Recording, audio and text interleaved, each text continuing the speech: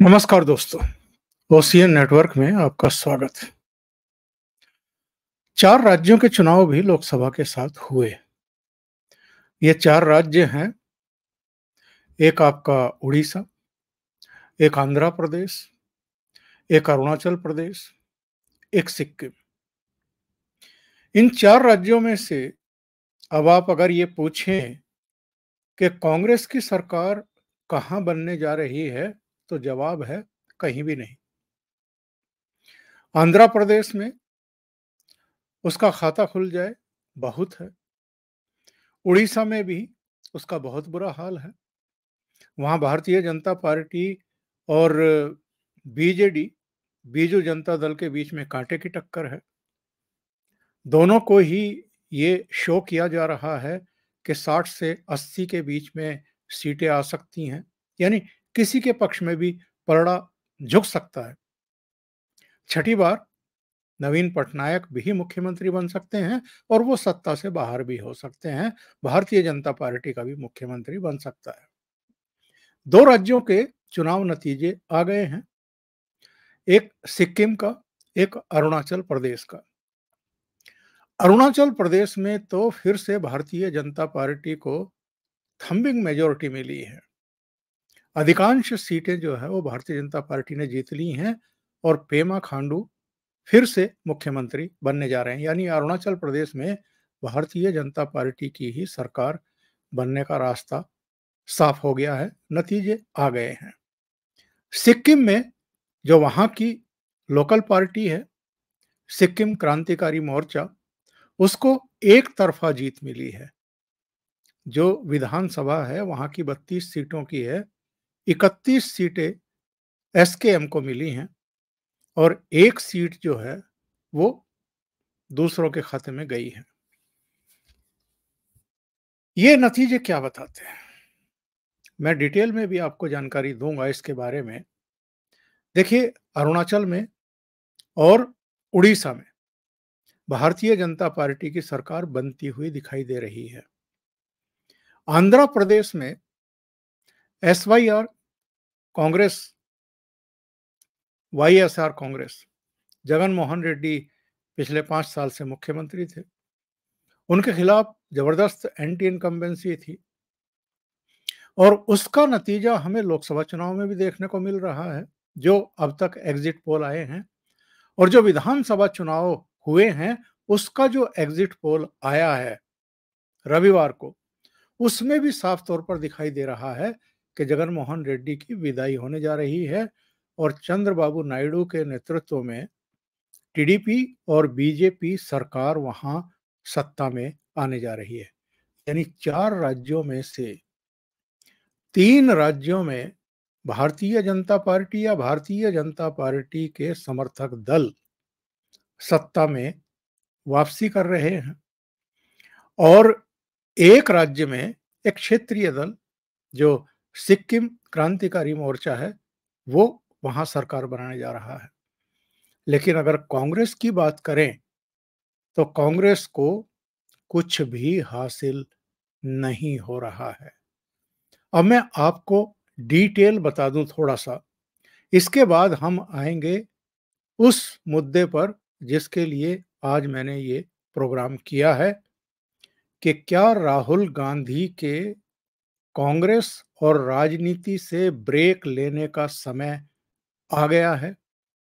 अभी 21 मई को ही प्रशांत किशोर ने एक टेलीविजन चैनल से बातचीत करते हुए ये कहा था कि अब समय आ गया है कि राहुल गांधी अपनी विफलता को स्वीकार करें, अपनी नाकामी को स्वीकार करें, क्योंकि 2014 में भी, 2019 में भी और 2024 में भी राहुल गांधी ही कांग्रेस के केंद्र बिंदु थे, अध्यक्ष चाहे कोई हो। 2019 से पहले उनकी माताजी अध्यक्ष थी, 2019 के चुनाव में खुद राहुल गांधी कांग्रेस के अध्यक्ष थे और 2024 में मल्लिकार्जुन खड़गे अध्यक्ष हैं, लेकिन कमान तो राहुल गांधी के ही हाथ में रही है। तो अगर कांग्रेस उनके नेतृत्व में लगातार विफलता हासिल कर रही है, लगातार उसको नाकामी मिल रही है, तो राहुल गांधी को क्या कांग्रेस का अब पिंड छोड़ देना चाहिए? इस पर चर्चा करेंगे। तो जरा एक नजर डाल लेते हैं, जो 4 राज्यों के लिए विधानसभा चुनाव हुए हैं, उनके नतीजों पर और एग्जिट पोल के अनुमानों पर। आंध्र प्रदेश में 175 सीटें हैं, 88 चाहिए किसी को भी सरकार बनाने के लिए। और वहां जो एग्जिट पोल आए हैं, इसकी मतगणना भी 4 जून को यानी कल होने वाली है। सत्ता परिवर्तन के स्पष्ट संकेत मिल रहे हैं। वाईएसआर कांग्रेस जगन मोहन रेड्डी की पार्टी को 45 से 60 सीटें मिलते हुए दिखाई दे रही हैं और टीडीपी बीजेपी गठबंधन को 111 से 135 सीटें मिलती हुई दिखाई दे रही है। आंध्र प्रदेश में कांग्रेस पार्टी का खाता खुलता हुआ भी दिखाई नहीं दे रहा है। कोई कोई एक सीट दे रहा है और अधिकांश जो एग्जिट पोल आए हैं वो एक सीट भी नहीं दे रहे हैं। वाईएसआर कांग्रेस के पास जो विधानसभा अब समाप्त होने वाली है, इसमें 146 का विपुल बहुमत था। 175 में से 146 सीटें उसके पास थी और टीडीपी के पास केवल 18 एमएलए थे। एक सीट जो है वो जनसेना के पास थी, 10 सीट खाली थी। यानी पिछले सदन में भी कांग्रेस के पास कोई सीट नहीं थी, शून्य सीट थी। और जो आने वाली विधानसभा है, इसमें भी कांग्रेस का खाता खुलने की कोई संभावना नहीं है।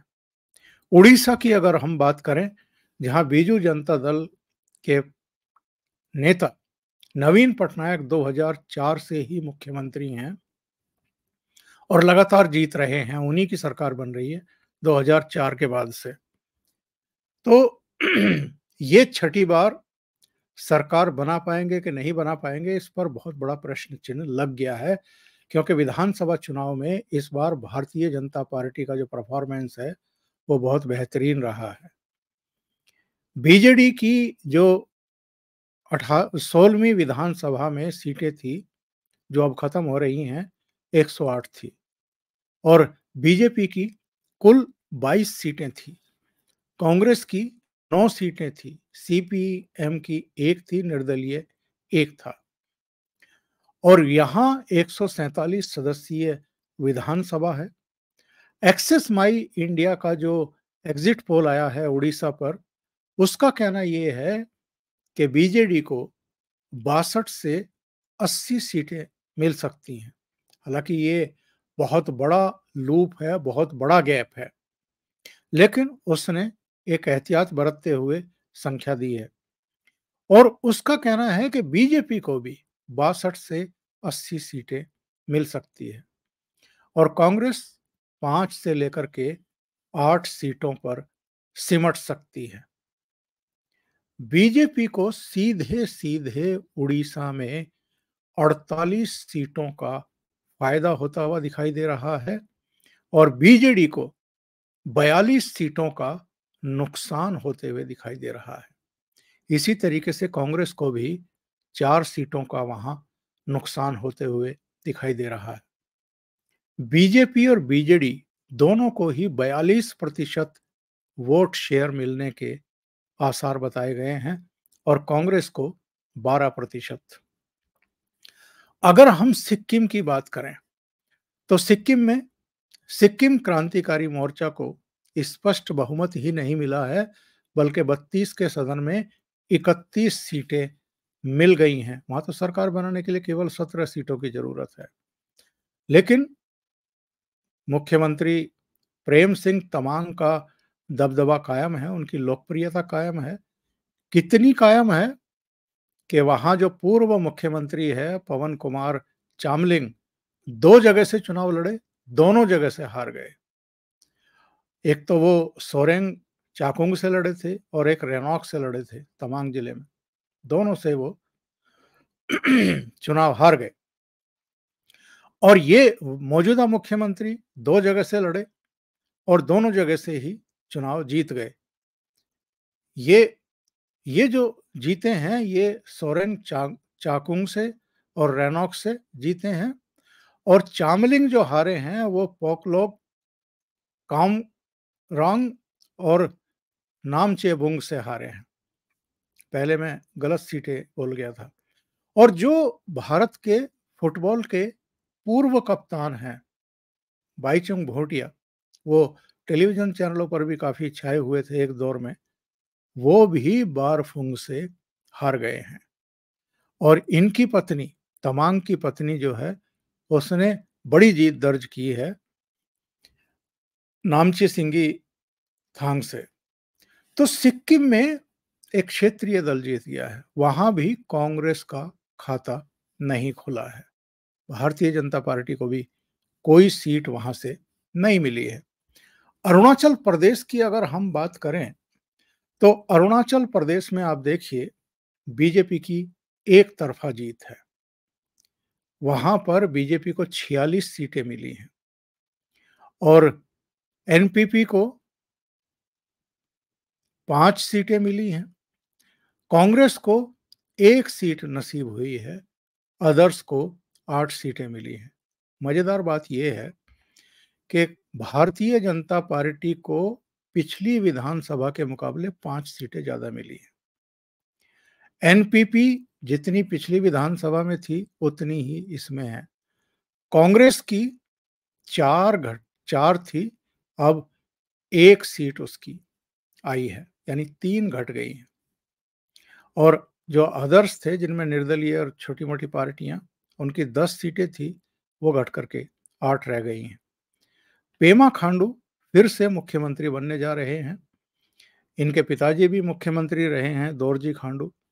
उनकी एक हेलीकॉप्टर हादसे में डेथ हो गई थी। उसके बाद ये पेमा खांडू राजनीति में आए, कांग्रेस की ही राजनीति शुरू की थी। इनके पिताजी भी कांग्रेस के ही मुख्यमंत्री थे, 2007 से 2011 के बीच में रहे। और 2011 में ये पहली बार विधानसभा के सदस्य बने पेमा खांडू। और बाद में 2014 में जो तब के मुख्यमंत्री थे उनकी सरकार में ये शामिल हुए, नवाब तुकी की सरकार में। लेकिन एक बगावत हुई उस सरकार के खिलाफ, और बगावत हुई कलिखो पुल्की के नेतृत्व में। और ये भी पहले उनके गुट में थे, लेकिन बाद में कांग्रेस ने इनको मनाया, विधायकों को मनाया, इनको 37 साल की उम्र में मुख्यमंत्री बना दिया। लेकिन 2016 में ये पीपीए में शामिल हो गए और 40 एमएलए के साथ शामिल हुए। लेकिन वहां भी इनकी बात नहीं बनी और फिर ये भारतीय जनता पार्टी में शामिल हुए। 2019 में जब भारतीय जनता पार्टी को वहां बहुमत मिला तो बीजेपी ने इनको फिर से मुख्यमंत्री बनाया। और मुख्यमंत्री बनने के बाद इन्होंने जो वहां काम किए हैं उसी का नतीजा है कि निरंतरता में अब ये फिर से मुख्यमंत्री बनने जा रहे हैं। आपको याद होगा अभी दिसंबर 2023 में 5 राज्यों में चुनाव हुए थे, जिनमें से राजस्थान और छत्तीसगढ़ में कांग्रेस पार्टी चुनाव हार गई थी। यानी 2023 दिसंबर तक राजस्थान में अशोक गहलोत मुख्यमंत्री थे, छत्तीसगढ़ में कांग्रेस के भूपेश बघेल मुख्यमंत्री थे। और उस समय का जरा वातावरण याद करिए, जो दिल्ली का इनका पूरा इकोसिस्टम है, जो कांग्रेस और वामपंथियों का समर्थक मीडिया है, उसने किस तरह की आबो हवा बना रखी थी कि राजस्थान में भी कांग्रेस वापसी कर रही है और छत्तीसगढ़ में भी वापसी कर रही है और भारतीय जनता पार्टी मध्य प्रदेश में चुनाव हारने जा रही है। इस तरह का माहौल इन्होंने यहां बना करके रखा हुआ था। लेकिन वास्तविकता क्या थी? जब रिजल्ट आए तो पता चला कि राजस्थान में भारतीय जनता पार्टी तो पहुंच गई 115 सीटों पर और कांग्रेस रह गई 70 सीटों पर। पिछले सदन में भारतीय जनता पार्टी की 73 सीटें थी और कांग्रेस की 100 सीटें थी, यानी कांग्रेस की 30 घट गई और भारतीय जनता पार्टी की 42 बढ़ गई। और छत्तीसगढ़ की जहां तक बात है, जिसके बारे में दावा किया जा रहा था कि वहां तो कांग्रेस हार ही नहीं सकती है, कांग्रेस ही आ रही है। छत्तीसगढ़ में कांग्रेस भारतीय जनता पार्टी ने जीत ली 54 सीटें। 90 का सदन है, 54 सीटें जीती, पूर्ण बहुमत हासिल किया। पूर्ण बहुमत से भी और 7 सीटें ज्यादा ले गई वो। और पिछली बार भारतीय जनता पार्टी केवल 15 पर सिमट गई थी। 68 सीटें लेकर के कांग्रेस ने एक तरफा जीत दर्ज की थी जब डॉक्टर रमन सिंह मुख्यमंत्री थे बीजेपी के। बीजेपी बुरी तरह हारी थी, केवल 15 सीटों पर सिमट गई थी। लेकिन दिसंबर 2023 में जो चुनाव हुए उसमें कांग्रेस की बुरी गत हुई और वो 35 सीटों पर सिमट गई। 68 से घट करके सीधे 35 सीटों पर आ गई, यानी 33 सीटें उसकी घट गई। तो ये हाल हुआ इनका दिसंबर 2023 में। अगर हम बात करें मध्य प्रदेश की, तो भाई मध्य प्रदेश में भी भारतीय जनता पार्टी ने झंडे गाड़े और भारतीय जनता पार्टी ने ऐतिहासिक जीत दर्ज की मध्य प्रदेश में।